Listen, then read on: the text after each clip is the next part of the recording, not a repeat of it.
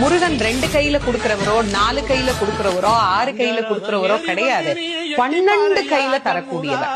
கேட்டவருக்கு கேட்ட வரங்களை அல்ல, நினைத்தவருக்கு நினைத்த வரத்தை விட அதீதமான நலன்களை வாரி வாரி வழங்கக்கூடியவர்.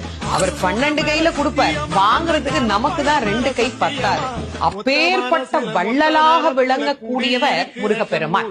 அவர் வள்ளல்னா பக்கத்துல இருக்கிற அம்மா சும்மா கிடையாது, அவள் வள்ளி. இவர் 1 கொடுத்தா அந்த அம்மா 2 கொடுங்கன்னு வாழாம். அப்படி கணவனும் மனைவியும் போட்டி போட்டுக்கிட்டு நமக்கு கொடுக்க தயாரா இருக்கிறாங்க. வாங்குவதற்கு நாம் என்ன செய்ய வேண்டும்? அவரை நினைக்கணும். எப்படி நினைக்கணும்? அரை நிமிஷமாவது நினைக்கணும். அரை நிமிஷம் எப்படி நினைக்கணும்? எனக்கு கொடுப்பாரு, எனக்கு கொடுப்பாரு, எனக்கு கொடுப்பாருன்னு நினைக்க கூடாது. முருகப்பெருமானை உள்ளம் உருகி, அந்த உள்ளம் உருகுகிற போதே நமக்கு அப்படியே கண்களில் இருந்து ஆனந்த கண்ணீர் அப்படியே பெருகும். அந்த கண்ணீர்